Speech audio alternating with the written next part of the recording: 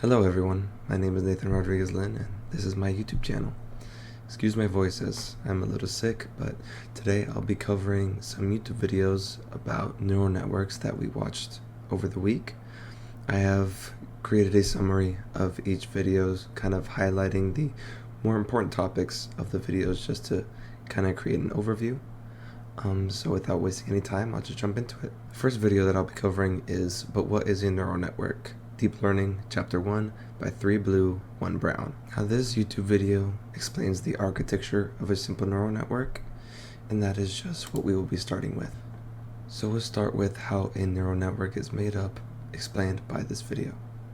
So a neural network is made up of layers of interconnected nodes called neurons.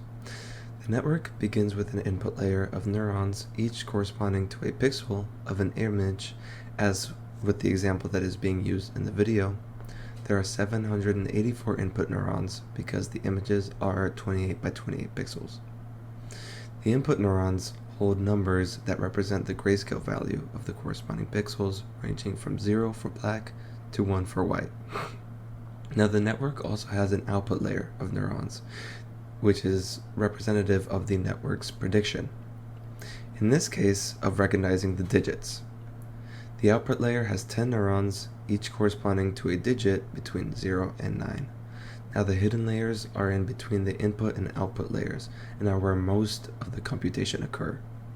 The specific number of hidden layers in neurons can vary, but in the example of this video, the network has 2 hidden layers with 16 neurons each, but the video points out that this is somewhat arbitrary, as the structure of the network is meant to be loosely analogous to how biological neurons respond to stimuli.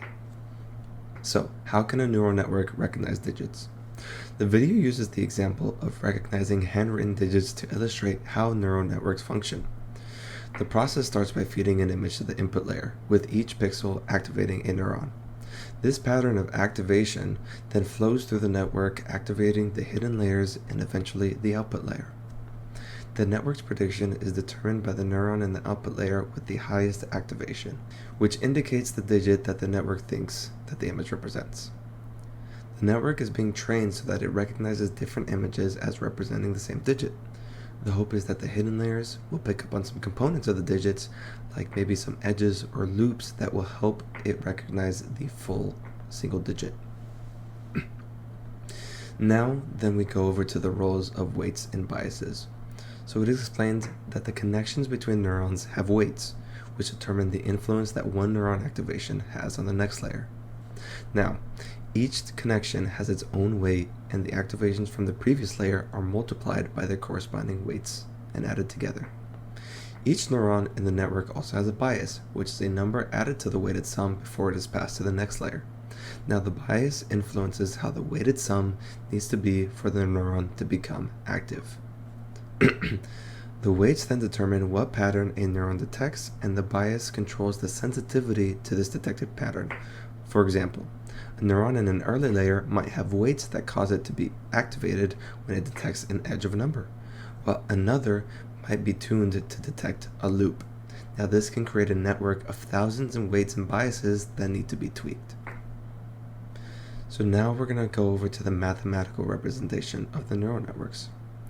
It is emphasized that linear algebra is a very important tool for understanding how these neural networks function. The activations of a layer can be represented as a column vector, and the weights can be represented by a matrix. The calculation of the weighted sum of the activations is equivalent to its matrix vector multiplication. The biases are also organized into a vector which can be added to the result of the matrix vector product. Finally, a function such as the sigmoid function is applied to the resulting vector. This is a way of representing neural networks that can make the code more efficient. And lastly, this video touches on the sigmoid and ReLU activation functions. So this video introduces the sigmoid function, which squishes together the weighted sum into a range between 0 and 1. This is done by the idea that a neuron is either inactive or active. The sigmoid function is applied to each component of the output vector. However, the video also mentions that the modern networks more commonly use the ReLU, or the rectified linear unit, function instead of the sigmoid function because it is simpler and outputs the input if it is positive and 0 if otherwise, as well as ReLU tending to be easier to train, and it performs well in deep neural networks. Now we will be moving on to the second video, Universal Approximation Theorem, an intuitive proof using graphs, machine learning, neural network by Visuada.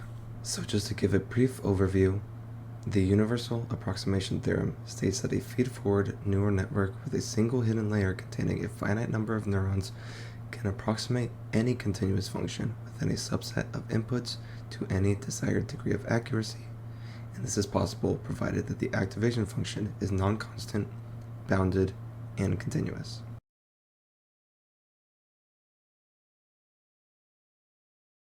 Now we'll be going over the function approximation using piecewise linear functions. The video explains this concept using a cubic function as a concrete example. The idea is that a complex curve can be closely approximated by joining a series of straight line segments. The more line segments used, the closer the approximation will be to the original curve. This is similar to numerical integration, where a continuous function is approximated by rectangles. The key point here is that we can approximate a complex curve using only linear functions, rather than defining a piecewise function. The video explains that the goal is to represent a function with a single expression, not one that is chopped up into different ranges. And this is done by using a combination of activation functions.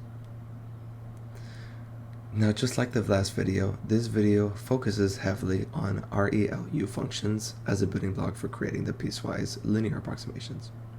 Now, the standard ReLU function is defined as max, 0, and x. The video explains and demonstrates that this simple function can be manipulated into a few key ways. So first, by shifting. By adding or subtracting a constant from the x value inside the ReLU, you can shift the function along the x-axis. Next is scaling, which is by multiplying the ReLU function by a constant, you can change its slope, and then by flipping, by multiplying the ReLU function by -1, you can flip the entire function across the x-axis. Then we look at mirroring. By using ReLU of -x, you create a mirror image of the standard ReLU function across the y-axis. And then by combining, you can add and subtract different modified ReLU functions to create various shapes, including a triangular function, which is a key step towards creating a piecewise linear approximation. Now, this is all explained and shown in detail in the video using an application called Desmos.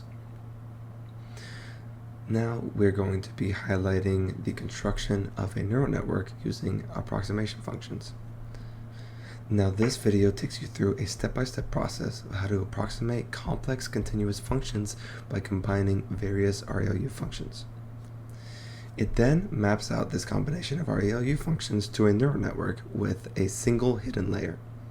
The weight of the connections between the input and hidden layers correspond to the coefficients of the x terms within the ReLU functions, while the biases are the constants added to the x.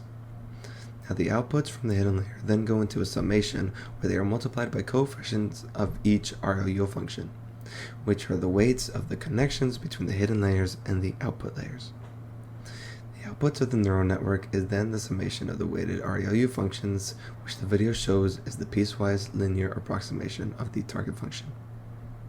It also shows that by carefully selecting the weights and biases, they can approximate a given function with high precision.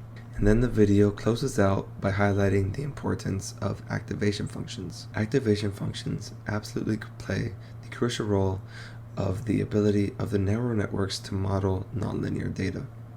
If the activation function is linear, the neural network would just be a linear function, because the combination of linear functions will always produce a linear function. Without nonlinear activation functions like the ReLU, the neural network would only be able to represent the linear relationships. The ReLU function allows the network to create piecewise linear functions, enabling it to approximate virtually any continuous function within a given range. It also states that the activation functions are the cornerstone of neural networks, while also saying that the discontinuous functions might need multiple hidden layers. Now that is just a more brief summary of the videos that we went through, but thank you so much for listening and watching my YouTube video, and I'll see you next week.